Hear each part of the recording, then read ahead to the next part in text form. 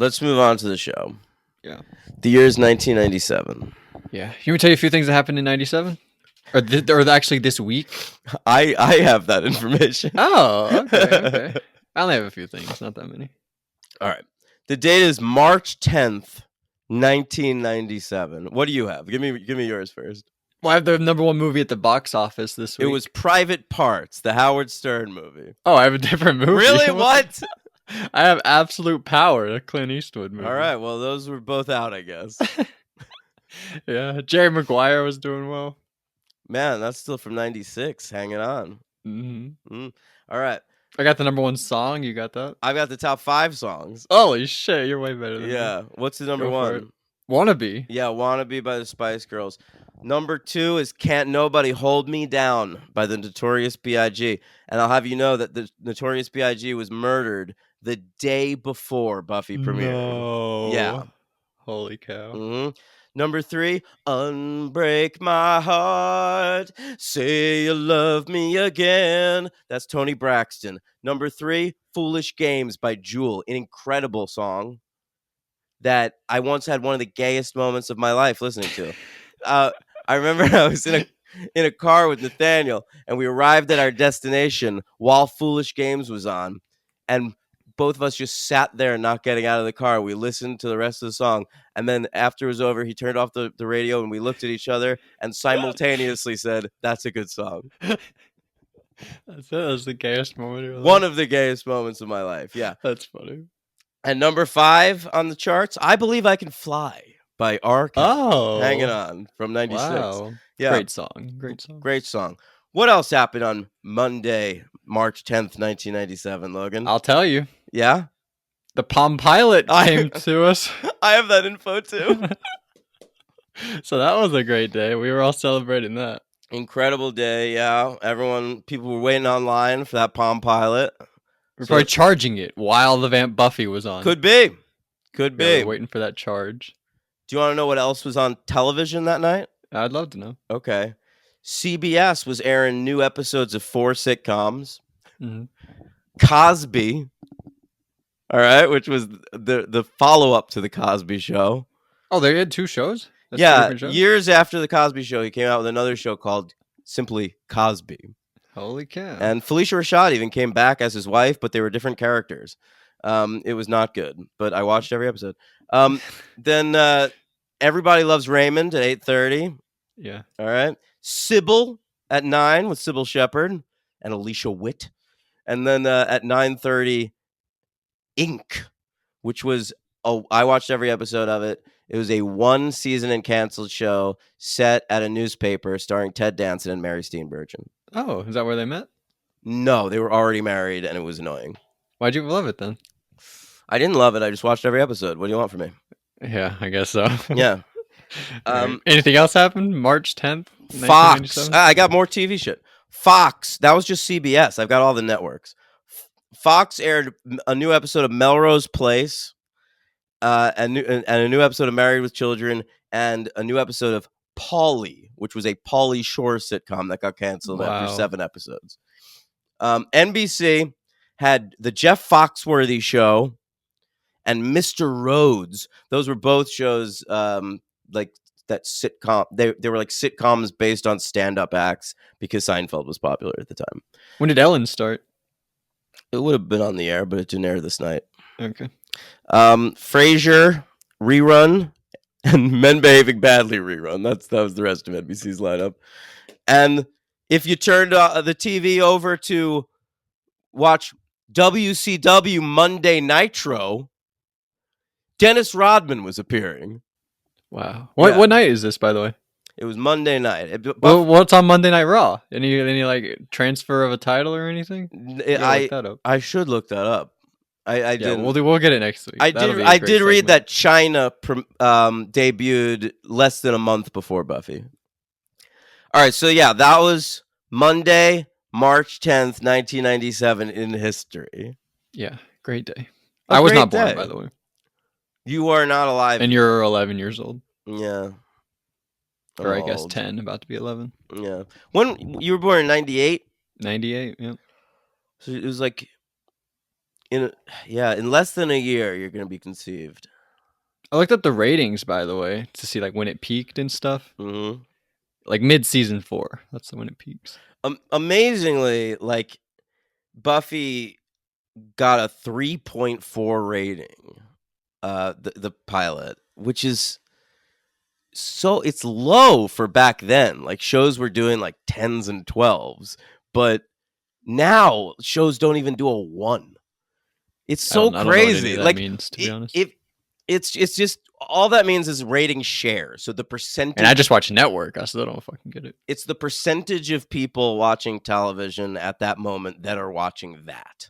Okay? Oh, So like hit shows like Seinfeld would do like a 20 or 30. Like 30% of people of households watching TV were watching Seinfeld because there were fewer channels and shit. yeah, Um and now like hit shows like you're a hit if you get over a 1.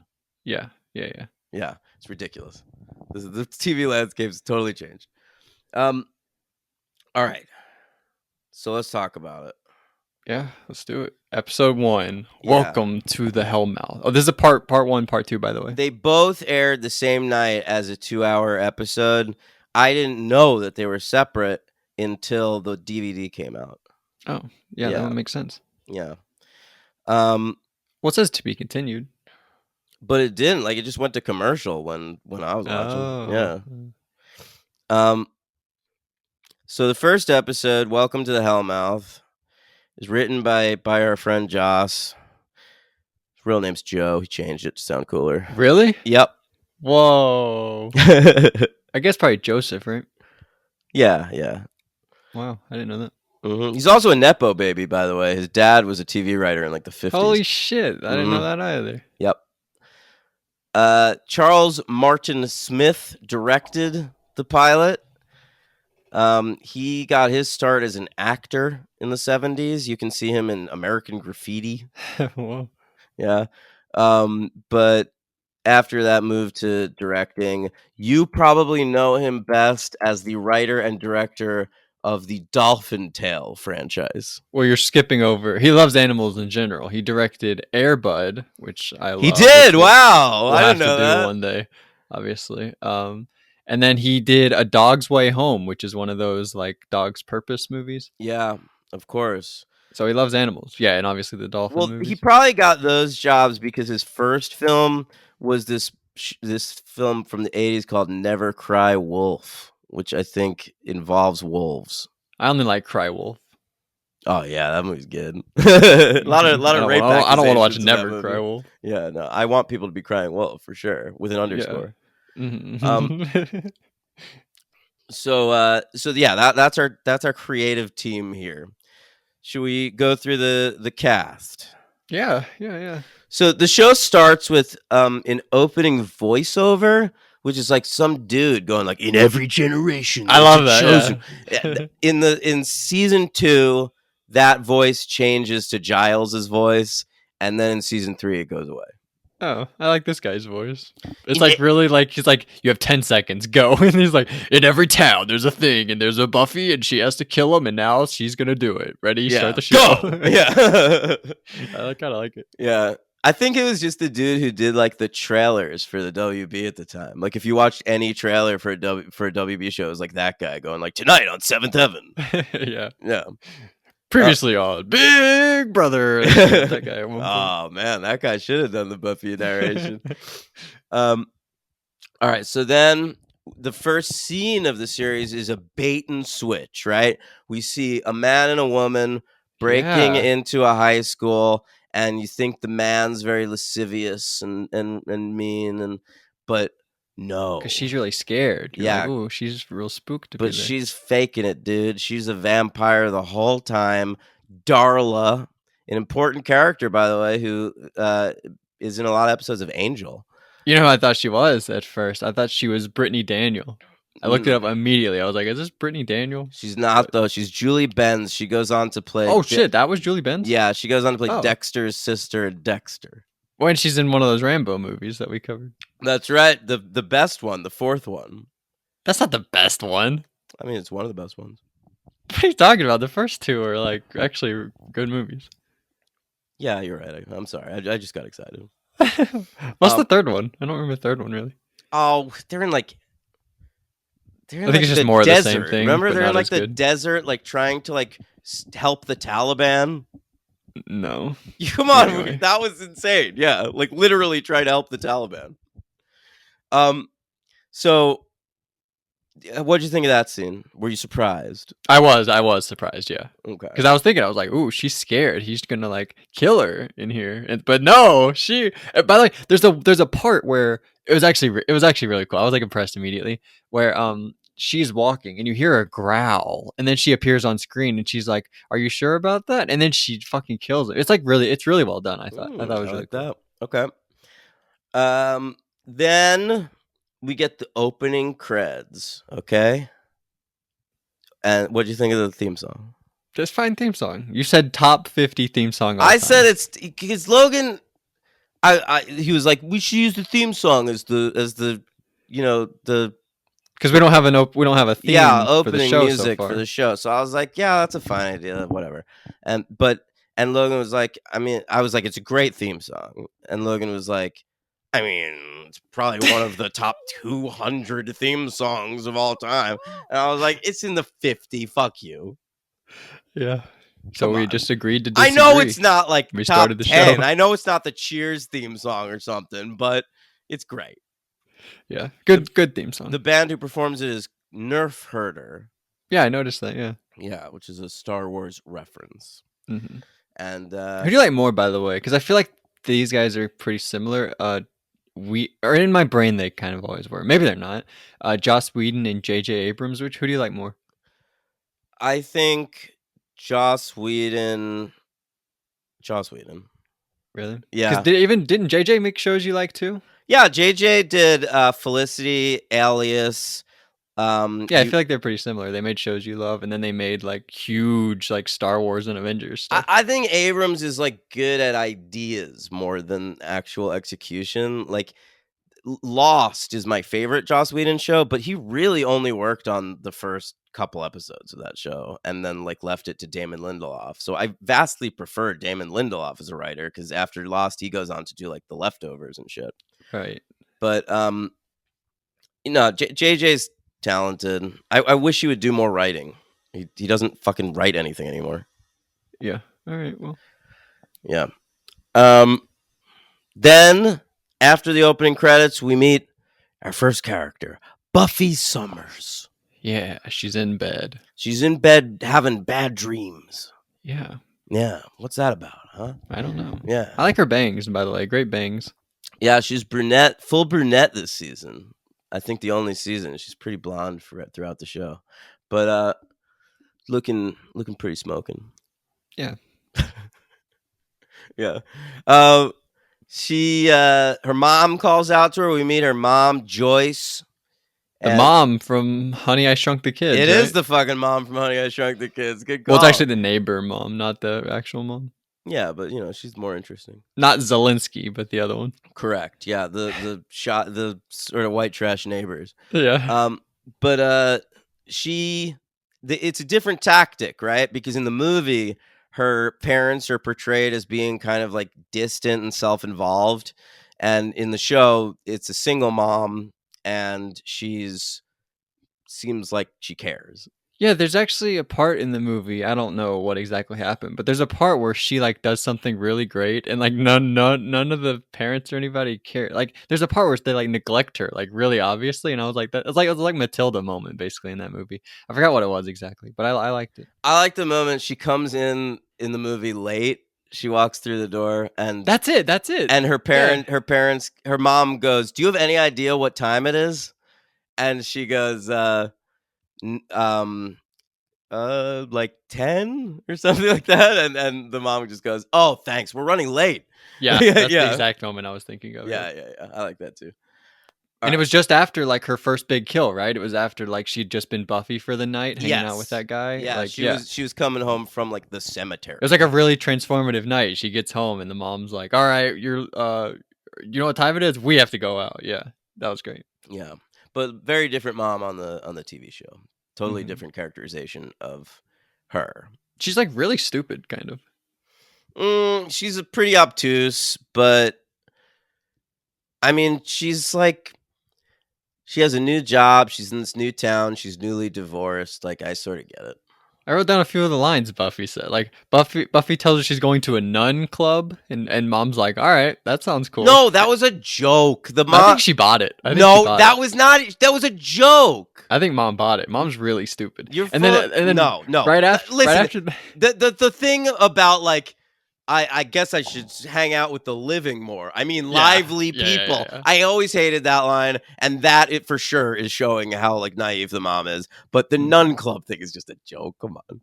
Okay, all right. Well, that was my first take. Was Mom really stupid? Unbelievably stupid. Fair enough. There's a lot of that on the show that you just have to kind of accept. I mean, you see even after the harvest in the second episode. Well, like I wasn't as into the harvest as I thought I might be. Well, we'll get to it. I'm just saying, like, they saw a lot of people die and like vampires feasting on people, and then the next day at school, they're like, "I heard it was rival gangs." Yeah. Yeah. All right. So Buffy goes to school, Sunnydale High, and I think the first dude we see there is Xander, right? He's riding a skateboard. This is the Desperado moment. What's the Desperado moment? He sees her. The first moment he sees her, and he crashes like in Desperado. Oh, you think that's a reference to Desperado? It has to be. It's her. He sees her. Her beauty causes an accident on his skateboard. It. Come on. Desperado reference. You would never think of that if you didn't. I bet Joss is a big Robert Rodriguez fan. I mean, maybe. Or was at the time. Everyone was. Yeah. But yeah, that's Nicholas Brendan. Do you know him at all as an actor? I saw he was in my favorite movie, but I don't really know him. Yeah, he's in Coherence. Yeah. He is currently in a state of disrepair. He's an alcoholic, and he keeps showing up at comic book conventions drunk, and it's sad. Oh, yeah. But kind of like a cute, fun guy in this. He is. He's a cute, fun guy in this. He's the one I related to as a kid. I'm sure you would, because he's like the nerd. He likes Buffy, whatever. Then his pal Allison Hannigan, she plays Willow Rosenberg, a Jewish character. No, I didn't know that. Yeah, and they also dated, by the way, when they were 5 years old. But then they broke up. Yeah, because he broke her Barbie. That's right. Yeah. Mm-hmm. So you know her from shit. Yeah, from like How I Met Your Mother, American Pie, those two things. Yeah. So what did you think of her early performance here? She's fine. She's like doing the same thing. Yeah. Okay. Then there's the bitchy girl, Cordelia. Cordelia, played by Charisma Carpenter. Most of the actresses in this pilot were like in the final running for Buffy, and didn't get cast, and so they got different parts. Really? Like Julie Benz also was in the running, and Charisma Carpenter. Yeah. Oh, that makes sense. Yeah, I guess I won't say what I know about her because it's like a spoiler, I think. What do you know about her? I know that like she gets fired from the show because she gets pregnant or something. I think Joss Whedon got mad she got pregnant and fired her. I think that was one of the things. First of all, that's on a different show. Oh, that's Angel? Yeah. Okay. And also, I don't know about that story. I feel like that storyline, it's a good storyline on the show. It feels planned to me. I think it just happened at a bad time, and probably Joss Whedon said some shitty stuff to her. Okay. Yeah. All right. By the way, I have written down the James Spader line you brought up to me when we did Sex, Lies, and Videotape. This is in the premiere episode. I didn't know that. Yeah. He needs to call me. Vamp nail polish. Over? So over. James Spader. He needs to call me. Frappuccinos. Trendy, but tasty. John Tesh. The devil. That was pretty much a gimme, but you passed. Do you know John Tesh? I don't think so. John Tesh was the host of Entertainment Tonight at this time, and he was like considered like a a self-aggrandizing douchebag, but you'd know him better as the composer of the NBA on NBC theme song.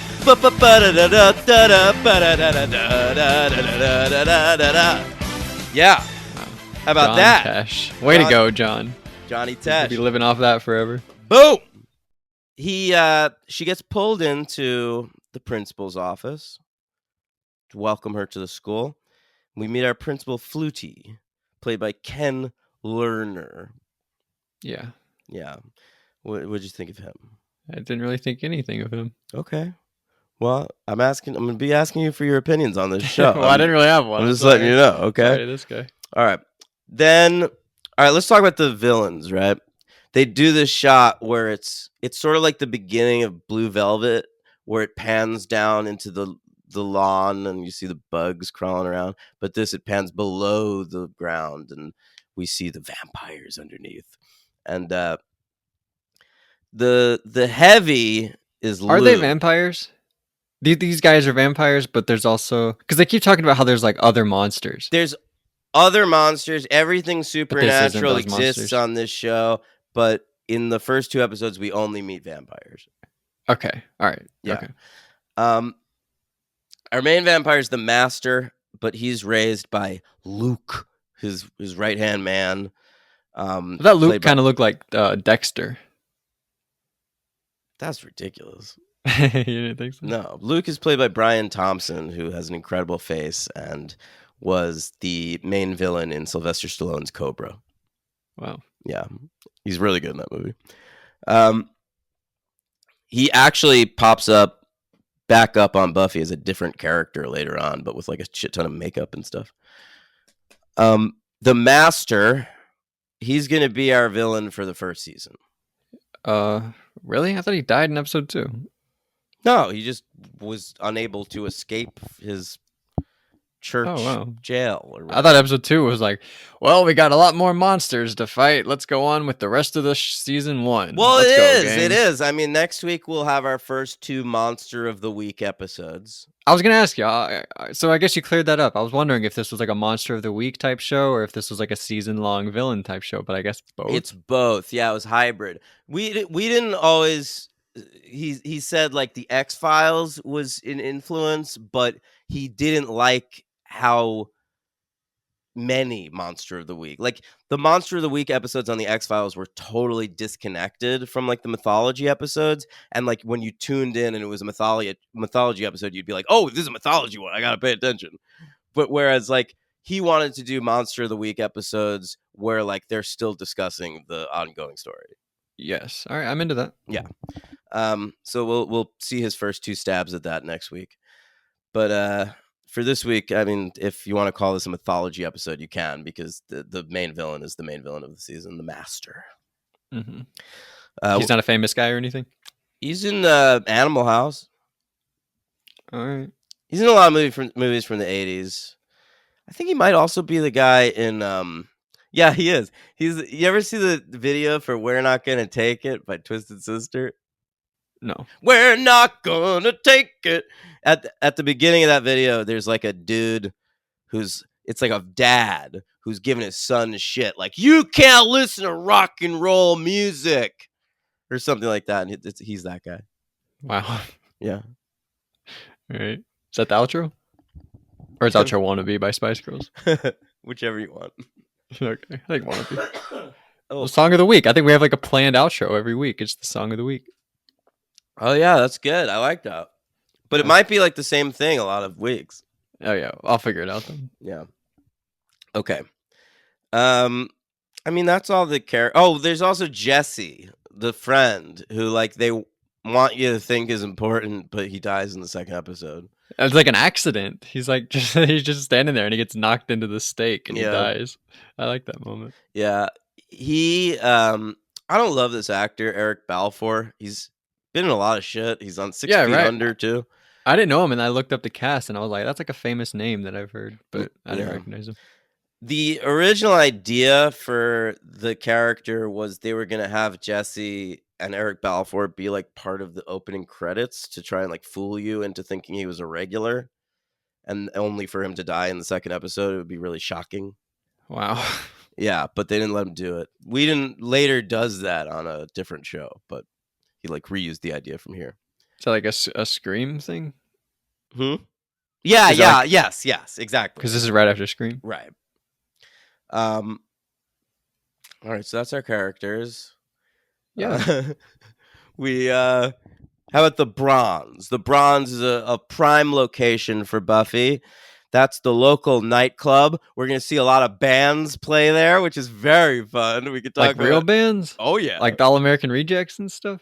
not the All American Rejects. Oh. I mean, if you want to see them, I think they're on the OC. Oh. Yeah. That's cool. But this is before that. This is 90s, so it's a lot of grunge bands. It's mostly bands you've never heard of and that no one's ever heard of, like local acts and shit, which makes sense for the show because it's supposed to be just like a local shitty club. But there are like a few famous people. Amy Mann performs at the Bronze at one point. Okay. Yeah. By the way, we didn't talk about in the movie. Slash is the DJ. That's true. He's got a little cameo, huh? So that was pretty cool. Yeah. And Patricia, or not Patricia Arquette, one of the Arquettes is there. Rosanna. Yeah, I also noticed Ricky Lake in like one scene. Oh, I didn't notice that. Yeah. You want to know something wild? Can I tell you about a cameo? I was watching Rushmore last night. And you know the scene where he gets up and he's at his new school, Grover Cleveland, and he gets up and delivers a speech to the class? No, not really. Okay. But sure. Well, that's a scene in that movie. And if you look at the class in the front row on the right side, it's fucking Alexis Bledel from Gilmore Girls. And she has no lines. She's just an extra. It blew my fucking mind last night. Okay. The band playing at the Bronze in this episode is called Sprung Monkey. All right, great title. I mean, it's just the name of the band. Whatever. That's do you what I call meant names by of bands title. titles? I did that before, and you made fun of me. Yep. Yeah. Okay. It's fun. Whatever. All right. What else are we gonna talk about? Oh, we didn't get into Giles. Let's get into Giles. What'd you think of him? He's the Watcher in this movie, the Donald Sutherland. He gives a lot of the exposition. He's very British. He works in the school library, which is good, so that during high school stuff, we can just have scenes where they're talking about vampires in the library. What's his name? Because they call him Mr. Charles. Also, is it Giles Charles or Charles? They Giles? don't call him Mr. Charles. They call him Mr. Giles. Oh, really? Yeah. I wrote down Mr. Charles. I was like, this dude's Mr. Charles. No, it's just Giles. But then they also call him Giles. His first name is actually Rupert. We'll find out in a later episode. Oh, is that a spoiler? No. Is that like Cosmo? Like we weren't no. It's not like that. It's said offhandedly. But he's the Watcher. It's his first time as a Watcher, which is different from the movie because Donald Sutherland says he's done it in like many lifetimes or whatever. I don't know, but yeah. What'd you think of this? I was thinking about it, like his son played a vampire in The Lost Boys. I wonder if that's why he did it, so they can like bond over their vampire movies. Maybe, man. Kiefer was a troubled child. Maybe Donald wanted an in with him. Yeah, that's what I was thinking. Yeah. What'd you ask me? Oh, what'd you think of Giles? I like Giles. He's all right. He's pretty cool. He sort of reminded me of Niles from from Frasier. From Frasier, I was like, he sort of looks like him, and the name. I can see it. One thing I notice in this, I always think about in the pilot, is he's constantly in public with students, talking so close to them. Yeah, that's interesting. He should get arrested. Yeah, possibly. And he's like a new librarian or whatever. Nobody knows this dude from anything. I know. Buffy tries to use him as an excuse at one point, like to leave the school grounds, and the principal's like, "What? That might be how they do shit in England." Right. Yeah, but not here in these good parts. old California. Is that where they are, California? Yeah, Sunnydale, Okay. California. All right. Well, because like they were in L.A. in the first one, they didn't move that far away. All right. All right. What else you got? So they go to a graveyard. There's like she starts learning, like the guy's like, you should be able to sense vampires, and she's like, that's one right there. She sees one with Allison Hannigan, and then they go to a graveyard. She follows them. Then I like to that be continued. she's supposed to use her like Slayer senses, but she just is like, that outfit's out of date. So that guy's a vampire. She got it though. Yeah, she was right. And she says he looks like DeBarge, which she's is supposed to feel reference. it in her cramps. But yeah, she's supposed to feel the outfits. PMS, but yeah, she just likes outfits. Because she loves to shop. Yeah, I like that touch. Yeah. Yeah, and Willow is seizing that moment because of something Buffy told her. Because Buffy's philosophy is carpe diem. Yes, sure. Yeah. All right, so yeah, that happens, and we get our first big fight. How'd you feel about Willow and Xander like learning about Buffy being the Slayer so early? Like Xander immediately finds one of her stakes. Like she dumps out her bag. Well, that's not when he learns. He does find the stake, but then she's like spilling her guts to the dude in the library, and he's like behind the books because he had to go for like he sucks at math. Yeah. So Hannigan was gonna tutor him in math. So he's in the library when she's like, "It's so hard being Buffy. I don't have any friends because I'm always slaying vampires." And he's like, "Oh my god." Yeah, both those things happen on the same day. Like she is so fucking bad at keeping a secret identity, and like no one ever finds out for like the rest of the series. It's just these two. This honestly, this first episode did remind me of Spider-Man: Homecoming, but with no Iron Man. Wow. Kind of. Yeah, listen, maybe that's why I love it. Yeah. Well, that's why I like this more than Spider-Man: Homecoming. There's no Iron Man. Look at you. You're into it, huh? But you weren't into the harvest. All right, so let's get into the second part of it. The cutoff is when she's fighting Luke, and Luke is going to bite her. And then it goes to the next episode. The harvest. We have a different director for this episode. Yeah. Wait, I wanted to do MVPs, LVPs. Oh, yeah, I have those written down. Okay. Will you give Welcome to the Hellmouth? I give it a 3. A 3, yeah, I would too. And who's your MVP? Sarah Michelle Gellar. Yeah, me too. Okay. And who's LVP? I'm gonna go Angel. Ooh, we didn't even really talk about that Angel stuff. Mm-hmm. Yeah. He gives her a necklace, a cross necklace. He's like, there's like a bunch of bad people. Take this. What do you know about the character Angel? I know he must be cool because he's got a spinoff. So that's why he fucking sucked, and I was disappointed. Yeah, he gets cool. Okay, that's all I know, Bill. All right. I don't know if he's like also a vampire slayer. I mean, apparently from these episodes, he's also like in the world of vampire killing or whatever. He says he's a friend of somebody. Right. But yeah, I don't really know. But Giles doesn't know who he is. She assumes he's Giles' friend, but he doesn't know him. Yeah. Right. So I don't really know much. All right, cool. So that'll all be learned. But yeah, we just see him briefly in this kind of, I don't know, he's being an asshole, or he's like flirty. He's being a flirty asshole. Mm-hmm. I have Angel and Jesse written down, but I'll go Angel Jesse was mine. So I was gonna say Jesse was my LVP, but yeah, I totally get going Angel in this pilot. And Angel's like, gives long looks, and the camera's like, all right, give like an extra 2-3 seconds, and he's like tries to be sexy or something. I don't know what they're going for. I think you're right. I think they're going for sexy. Yeah. Okay. Right. Yeah. Didn't work for me. In the harvest, I like that moment where she's like, "Wish me luck," and then she walks off, and he goes, "Good luck." Yeah.